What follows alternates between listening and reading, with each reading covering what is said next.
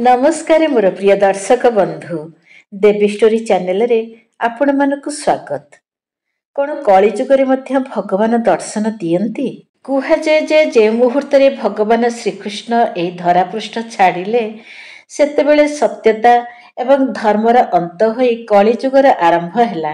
कलिजुगरे एक विशेष वैशिष्ट्य हेउछि मनुष्य मानक मध्यरे भक्तिर क्षय।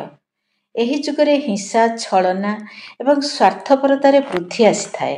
मंत्रर शक्ति जहा दिने मनुष्य मानक दैनंदिन जीवन को परिवर्तन करिवारे क्षमता रखिथिला ताहा आज केवल किछि शब्द होई रही जाइछि। कारण आज आध्यात्मिक विकास अपेक्षा वस्तुवाद प्राधान्य पाइछि। समस्ते निज निजर आध्यात्मिकता प्रति कम आकर्षित हुअन्ति एवं सांसारिक कार्य अधिक ध्यान दियन्ति। किंतु कौन कलिजुगरे मध्य भगवान दर्शन दियंती एही विषय भल भावे जानिया पई चलंतु जानिबा एक कहानी। बहुत वर्ष तलर कथा। गोटे गाँव रे जड़े ब्राह्मण निजर पत्नी ब्राह्मणी आ तांको पुओ झियों सह रहुथिले। सेही ब्राह्मण जनक पुरोहित काम करुथिले आ सेथिरु जेते अर्जन करुथिले सेतिकिरे घर चली जाउथिला। थरे सेही ब्राह्मण जनक एक जजमानक घरे पूजा सारी बजार दे घर को फेरुथिबा बेले सबुदिन भली जड़े परिबा विक्रेता को देखिले जहां पाखरे बहुत जन गहली थिला। जड़े बसी परिबा बाछि ओजन करुथिले तो केही जड़े परिबार मूल्य पचारुथिले।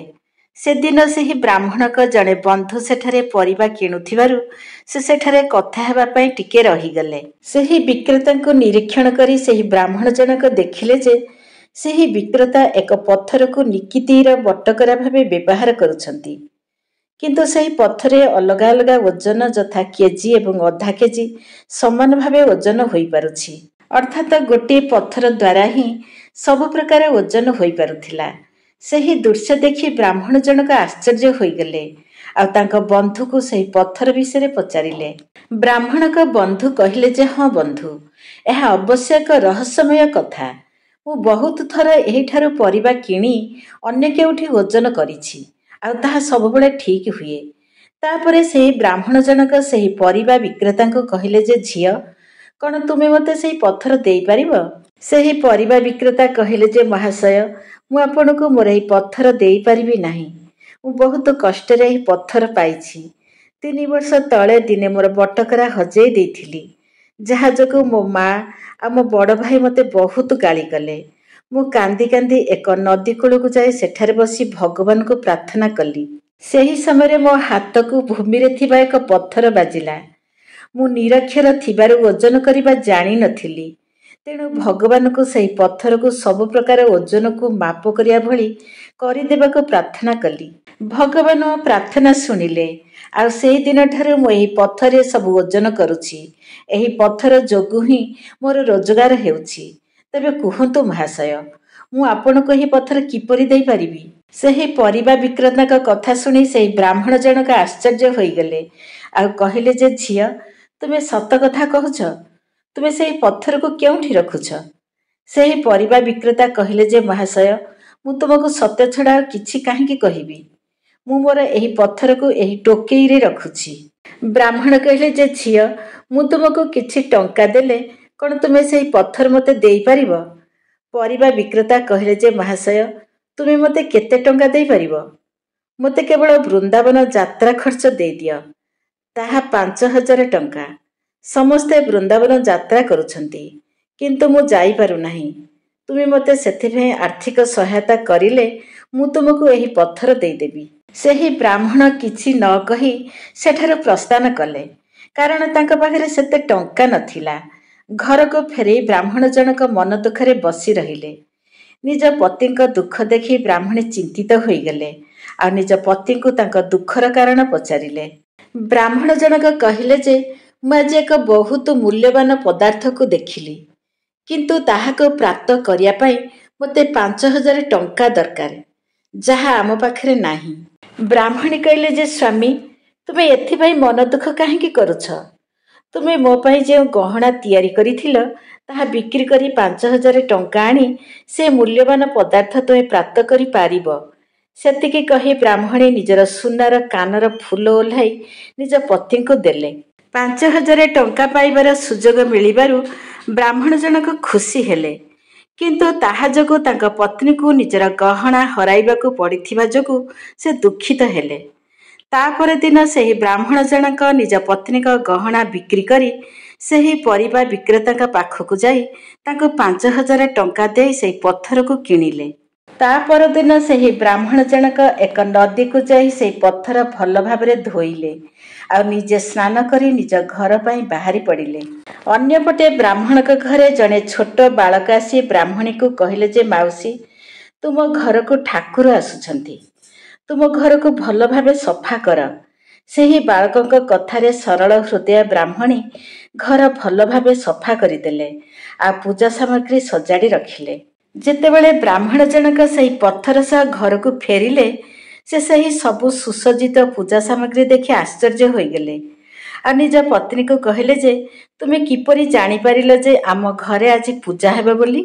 ବ୍ରାହ୍ମଣୀ କହିଲେ ଯେ, ସ୍ୱାମୀ, କିଛି ସମୟ ତଳେ ଗୋଟିଏ ଛୋଟ ପିଲା ଆସି କହିଗଲେ ଯେ ଆମ ଘରକୁ ଠାକୁର ଆସୁଛନ୍ତି ଆଉ ତାହା ପାଇଁ ଘର ସଫା କର, ସେଥିପାଇଁ ମୁଁ ପୂଜା ସାମଗ୍ରୀ ସବୁ ସଜେଇ ରଖିଛି।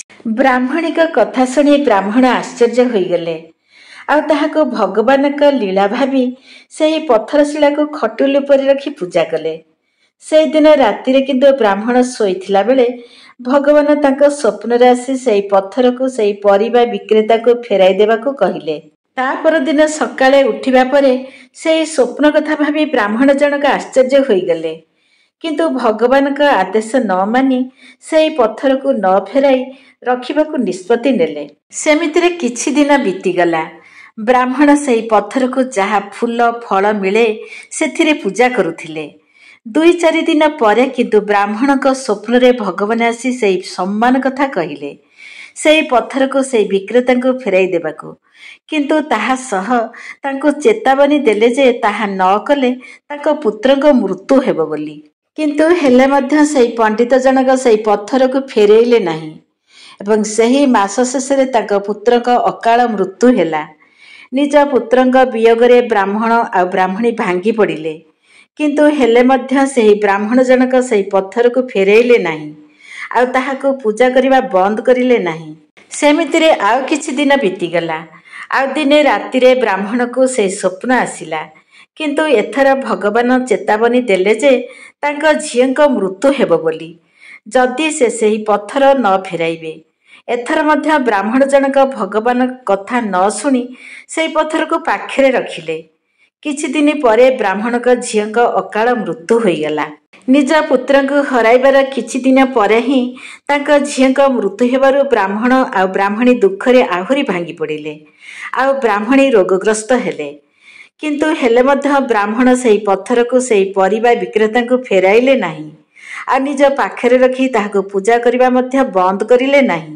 ସେମିତିରେ ଆଉ କିଛି ଦିନ ବିତିଗଲା। ଆଉ ଦିନେ ରାତିରେ ବ୍ରାହ୍ମଣକୁ ସେହି ସମାନ ସ୍ୱପ୍ନ ଆସିଲା, କିନ୍ତୁ ସେଥିରେ ଭଗବାନ ତାଙ୍କ ପତ୍ନୀଙ୍କ ମୃତ୍ୟୁ ହେବ ବୋଲି ଚେତାବନୀ ଦେଲେ। ପୂର୍ବଥର ଭଳି ଏଥର ମଧ୍ୟ ବ୍ରାହ୍ମଣ ଭଗବାନଙ୍କ କଥାକୁ ସ୍ୱୀକାର କରିଲେ ନାହିଁ। କିଛି ଦିନ ପରେ ବ୍ରାହ୍ମଣୀଙ୍କର ମଧ୍ୟ ମୃତ୍ୟୁ ହୋଇଗଲା। ନିଜର ସମ୍ପୂର୍ଣ୍ଣ ପରିବାରକୁ ହରାଇ ବ୍ରାହ୍ମଣ ଜଣକ ଦୁଃଖରେ ଅଚଳ ହୋଇଗଲେ। କିନ୍ତୁ ହେଲେ ମଧ୍ୟ ସେହି ପଥରକୁ ଫେରାଇଲେ ନାହିଁ ଆଉ ତାହାକୁ ପୂଜା କରିବା ମଧ୍ୟ ବନ୍ଦ କରିଲେ ନାହିଁ। ବ୍ରାହ୍ମଣ ଜଣକ ଚାହୁଁନଥିଲେ ଯେ ସେହି ପବିତ୍ର ପଥର ସେହି ପରିବା ବିକ୍ରେତାଙ୍କ ଅପରିଷ୍କାର ଟୋକେଇରେ ନ ରହୁ ବୋଲି। ସେମିତିରେ ଆଉ କିଛି ଦିନ ବିତିଗଲା। ଆଉ ପୁଣି ଥରେ ଦିନେ ରାତିରେ ତାଙ୍କୁ ସେହି ସମାନ ସ୍ୱପ୍ନ ଆସିଲା, କିନ୍ତୁ ସେଥିରେ ଭଗବାନ ଚେତାବନୀ ଦେଲେ ଯେ ତାଙ୍କ ମୁଣ୍ଡରେ 7 ଦିନ ବିଜୁଳି ପଡ଼ିବ ବୋଲି। ସବୁଥର ଭଳି ଏଥର ମଧ୍ୟ ବ୍ରାହ୍ମଣ ଭଗବାନଙ୍କ କଥାକୁ ସ୍ୱୀକାର କରିଲେ ନାହିଁ। ବ୍ରାହ୍ମଣ ଜଣକ ତାପରେ ସେହି ପଥରକୁ ଗୋଟିଏ ମୋଟା କପଡ଼ାରେ ଭଲ ଭାବେ ବାନ୍ଧିଦେଲେ। ଚେତାବନୀ ଅନୁସାରେ ବ୍ରାହ୍ମଣଙ୍କ ପାଖରେ ବିଜୁଳି ପଡ଼ୁଥିଲା, କିନ୍ତୁ ପୁଣି ଥରେ ଫେରି ଯାଉଥିଲା। ସେଥିପାଇଁ ସେ ଆଉ ଘରୁ ବାହାରକୁ ବାହାରିଲେ ନାହିଁ। ସେମିତିରେ 3 ଦିନ ବିତିଗଲା। ଆଉ ତାପରେ ବ୍ରାହ୍ମଣ ସାହସ କରି ସନ୍ଧ୍ୟା ପୂଜା କରିବା ପାଇଁ ସେହି ପଥର ସହ ଏକ ନଦୀ ଘାଟକୁ ଯାଇଥିଲେ। ବ୍ରାହ୍ମଣ ଜଣକ ପୂଜା କରିବା ସମୟରେ ସେହି ନଦୀ ଘାଟକୁ 2 ଜଣ ସୁନ୍ଦର ବାଳକ ଆସି ନଦୀକୁ ଡେଇଁ ପଡ଼ିଲେ। ସେହି 2 ବାଳକଙ୍କ ମଧ୍ୟରେ ଜଣେ ଶ୍ୟାମଳ ଥିଲେ ଆଉ ଜଣେ ଗୋରା ଥିଲେ।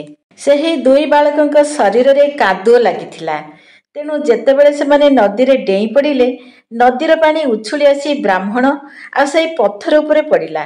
ତାହା ଯୋଗୁଁ ବ୍ରାହ୍ମଣ ଜଣକ ବିରକ୍ତ ହୋଇ କହିଲେ ଯେ, ବାଳକମାନେ, ତୁମେ କ'ଣ ଦେଖିପାରୁନାହଁ ମୁଁ ପୂଜା କରୁଛି ବୋଲି? ତୁମେ ମୋ ଉପରେ ପାଣି ପକାଇଦେଲ। କେବଳ ସେତିକି ନୁହେଁ, ତୁମେ ମୋ ଭଗବାନଙ୍କ ଉପରେ ମଧ୍ୟ ପାଣି ପକାଇଦେଲ। ସେହି ଦୁଇ ଜଣଙ୍କ ମଧ୍ୟରୁ ସେଇ ଶ୍ୟାମଳ ବାଳକ କହିଲେ ଯେ, ମହାଶୟ, ଆମକୁ କ୍ଷମା କରନ୍ତୁ, ଆମେ ତୁମକୁ ଦେଖିନଥିଲୁ, ଦୟାକରି ଆମ ଉପରେ କ୍ରୋଧିତ ହୁଅନ୍ତୁ ନାହିଁ। ସେହି ଶ୍ୟାମଳ ବାଳକଙ୍କ ମଧୁର କଣ୍ଠରେ ବ୍ରାହ୍ମଣଙ୍କ ହୃଦୟ ତରଳି ଉଠିଲା, ଆଉ ତାଙ୍କ ବିରକ୍ତି ଉଭେଇଗଲା। ତାପରେ ସେ କହିଲେ ଯେ, ବାଳକମାନେ, ମୁଁ ତୁମ ଉପରେ କ୍ରୋଧିତ ନୁହେଁ। ତୁମ ପିତାମାତା କିଏ? ତୁମ ଭଳି ସୁନ୍ଦର ରୂପକୁ ମୁଁ ଆଜି ଯାଏ କେବେ ମଧ୍ୟ ଦେଖିନଥିଲି। ତୁମର କଣ୍ଠ ବହୁତ ମଧୁର। ସେହି ଶ୍ୟାମଳ ବାଳକ କହିଲେ ଯେ, ମହାଶୟ, ଆମେ ତ ଏହି ଗାଁରେ ରହୁଛୁ। ପଣ୍ଡିତ ଜଣକ କହିଲେ ଯେ, ବାଳକମାନେ, ମୁଁ ତୁମକୁ କ'ଣ ଆଉ କେବେ ଦେଖିପାରିବି? ସେହି ଶ୍ୟାମଳ ବାଳକ କହିଲେ ଯେ, ହଁ ମହାଶୟ, ତୁମେ କେବଳ ଡାକିଲେ ଆମେ ପଳାଇ ଆସିବୁ। ସେହି ବାଳକଙ୍କ କଥାରେ ଖୁସି ହୋଇ ବ୍ରାହ୍ମଣ ଜଣକ କହିଲେ ଯେ, ତୁମର ନାମ କ'ଣ? ସେହି ଶ୍ୟାମଳ ବାଳକ କହିଲେ ଯେ, ମହାଶୟ, ଆମର କୌଣସି ଏକମାତ୍ର ନାମ ନାହିଁ। ଯାହାର ମନ ଯେପରି ହୁଏ ସେମାନେ ଆମକୁ ସେପରି ଡାକନ୍ତି। ତାପରେ ସେ ନିଜର ବଇଁଶୀକୁ ଟିକେ ବଜାଇ ବ୍ରାହ୍ମଣକୁ ଦେଲେ, ଆଉ କହିଲେ ଯେ, ତୁମେ ଯେତେବେଳେ ମଧ୍ୟ ଏହି ବଇଁଶୀକୁ ବଜାଇଲେ ଆମେ ତୁମ ପାଖକୁ ଆସିଯିବୁ। ସେହି ଗୋରା ବାଳକ ବ୍ରାହ୍ମଣକୁ ଏକ ଫୁଲ ଦେଇ କହିଲେ ଯେ, ମହାଶୟ, ତୁମେ ଏହି ଫୁଲକୁ ନିଜ ପାଖରେ ରଖ, ତୁମର ସବୁବେଳେ ମଙ୍ଗଳ ହେବ। ସେହି ବ୍ରାହ୍ମଣ ଜଣକ ଖୁସିରେ ସେହି ବାଳକମାନଙ୍କ ଠାରୁ ସେହି ବଇଁଶୀ ଆଉ ଫୁଲ ଗ୍ରହଣ କଲେ। ଯେପର୍ଯ୍ୟନ୍ତ ସେହି ଦୁଇ ବାଳକ ନଦୀରେ ଖେଳି ସେଠାରୁ ଯାଇନଥିଲେ, ବ୍ରାହ୍ମଣ ସେମାନଙ୍କୁ ନିର୍ବିମେଷ ଦୃଷ୍ଟିରେ ଚାହିଁ ରହିଥିଲେ। ବ୍ରାହ୍ମଣ ଜଣକ ମନେ ମନେ ଭାବିବାକୁ ଲାଗିଲେ ଯେ, ସେହି ଦୁଇ ବାଳକମାନେ କେତେ ସୁନ୍ଦର, ଆଉ କେବେ ମୋତେ ସେମାନଙ୍କ ଦର୍ଶନ ହୋଇପାରିବ? ତାପରେ ବ୍ରାହ୍ମଣ ଜଣକ ସେହି ଫୁଲକୁ ଦେଖି ଭାବିଲେ ଯେ, ଏହି ଫୁଲ ମଧ୍ୟ ସେମାନଙ୍କ ଭଳି ଅତ୍ୟନ୍ତ ସୁନ୍ଦର। ଏଥିରୁ ବହୁତ ସୁନ୍ଦର ସୁଗନ୍ଧ ଆସୁଛି, କିନ୍ତୁ ମୁଁ ଏହି ଫୁଲର କ'ଣ କରିବି? ଏହାକୁ ରଖିବି କେଉଁଠି? ଭଲ ହେବ ଯଦି ଏ ଫୁଲକୁ ରାଜାଙ୍କୁ ଦେଇଦେବି। ତାପରେ ବ୍ରାହ୍ମଣ ଜଣକ ରାଜମହଲକୁ ଯାଇ ରାଜାଙ୍କୁ ସେହି ଫୁଲ ଉପହାର ସ୍ୱରୂପ ଦେଇ ସେଠାରୁ ପ୍ରସ୍ଥାନ କଲେ। ରାଜା ସେହି ଫୁଲକୁ ପାଇ ବହୁତ ଖୁସି ହେଇଗଲେ, ଆଉ ତାପରେ ନିଜର ବଡ଼ ରାଣୀକୁ ଦେଲେ। ସେହି କଥା ଜାଣି ରାଜାଙ୍କ ସାନ ରାଣୀକୁ ଈର୍ଷା ହେଲା, ଆଉ ସେ ରାଜାଙ୍କ ଆଗରେ ସେହିପରି ଏକ ଫୁଲ ଆଣିଦେବାକୁ ଜିଦ୍ କଲେ। ତାପରେ ରାଜା ନିଜ ସୈନିକମାନଙ୍କୁ ସେହି ବ୍ରାହ୍ମଣକୁ ଖୋଜି ଆଣିବାକୁ ଆଦେଶ ଦେଲେ। ସୈନିକମାନେ ବ୍ରାହ୍ମଣକୁ ରାଜ୍ୟ ସାରା ଖୋଜି ଖୋଜି ଶେଷରେ ତାଙ୍କ ଗାଁକୁ ଗଲେ। ସେଠାରେ ସେମାନେ ଗୋଟିଏ ଗଛ ପାଖକୁ ଯାଇ ଦେଖିଲେ ଯେ, ସେହି ବ୍ରାହ୍ମଣ ଜଣକ ମୁଣ୍ଡରେ ଏକ ପଥର ବାନ୍ଧି ସେ ଗଛ ତଳେ ବସି ଗୁଣୁ ଗୁଣୁ ଗୀତ ଗାଉଥିଲେ। ତାପରେ ସୈନିକମାନେ ବ୍ରାହ୍ମଣକୁ ରାଜ ଦରବାରକୁ ନେଇଗଲେ। ରାଜମହଲରେ ରାଜା ବ୍ରାହ୍ମଣକୁ ସେହି ଫୁଲ ବିଷୟରେ ପଚାରିଲେ, ଆଉ ସେଇଭଳି ଆଉ ଏକ ଫୁଲ ଆଣିବାକୁ କହିଲେ। ବ୍ରାହ୍ମଣ କହିଲେ ଯେ, ହେ ରାଜନ, ମୋ ପାଖରେ କେବଳ ଗୋଟିଏ ହିଁ ଫୁଲ ଥିଲା, କିନ୍ତୁ ମୁଁ ତୁମ ପାଇଁ ଆଉ ଗୋଟିଏ ଫୁଲ ନିଶ୍ଚୟ ଆଣିବି। ସେତିକି କହି ବ୍ରାହ୍ମଣ ଜଣକ ରାଜ ଦରବାରରୁ ବାହାରି ପଡ଼ିଲେ। ତାପରେ ବ୍ରାହ୍ମଣ ଜଣକ ନିଜ ଗାଁ ପାଖରେ ଥିବା ସେହି ନଦୀ ପାଖକୁ ଯାଇ ସେହି ଶ୍ୟାମଳ ବାଳକ ଦେଇଥିବା ବଇଁଶୀ ବଜାଇଲେ। କିଛି ସମୟ ପରେ ସେହି ଦୁଇ ବାଳକ ବ୍ରାହ୍ମଣଙ୍କ ପାଖରେ ଆସି ପହଞ୍ଚିଗଲେ। ସେହି ଦୁଇ ବାଳକଙ୍କ ଆଗମନରେ ବ୍ରାହ୍ମଣ ଜଣକ ଖୁସି ହେଲେ, ଆଉ ସେହି ଗୋରା ବାଳକଙ୍କୁ ପୂର୍ବ ଭଳି ଏକ ଫୁଲ ମାଗିଲେ। ସେହି ଗୋରା ବାଳକ କହିଲେ ଯେ, ମହାଶୟ, ଆମ ପାଖରେ ଆଉ ସେଇଭଳି ଫୁଲ ନାହିଁ, କିନ୍ତୁ ଆମେ ତୁମକୁ ଏପରି ଏକ ଜାଗାକୁ ନେଇପାରିବୁ ଯେଉଁଠାରେ ସେହି ଫୁଲ ଗଛର ବଗିଚା ରହିଛି, କିନ୍ତୁ ତୁମକୁ ସେଠାରେ ପହଞ୍ଚିବା ପର୍ଯ୍ୟନ୍ତ ନିଜର ଆଖି ବନ୍ଦ ରଖିବାକୁ ପଡ଼ିବ। ସେହି ବାଳକଙ୍କ କଥା ମାନି ବ୍ରାହ୍ମଣ ଜଣକ ନିଜର ଆଖି ବନ୍ଦ କରିଦେଲେ, ଆଉ ସେହି ବାଳକମାନେ ତାଙ୍କ ହାତ ଧରି କୌଣସି ଏକ ଅଜଣା ପଥ ଦେଇ ସେହି ବଗିଚାକୁ ନେଇଗଲେ। ଯେତେବେଳେ ବ୍ରାହ୍ମଣ ଜଣକ ନିଜର ଆଖି ଖୋଲିଲେ, ତାଙ୍କ ସମ୍ମୁଖରେ ଥିବା ଦୃଶ୍ୟ ଦେଖି ମୁଗ୍ଧ ହୋଇଗଲେ। ସେହି ସ୍ଥାନ ବହୁତ ସୁନ୍ଦର ଥିଲା। ଚାରିଆଡ଼େ ସୁନ୍ଦର ବୃକ୍ଷଲତା ଆଦିରେ ସୁସଜ୍ଜିତ ଥିଲା। ଫୁଲର ମଧୁର ସୁଗନ୍ଧରେ ସେ ସ୍ଥାନ ସୁଶୋଭିତ ଥିଲା। ସେହି ବଗିଚା ମଝିରେ ଗୋଟିଏ ମନୋହର ମହଲ ଥିଲା, କିନ୍ତୁ ସେଠାରେ ସେହି ଦୁଇ ଜଣ ବାଳକ ନଥିଲେ।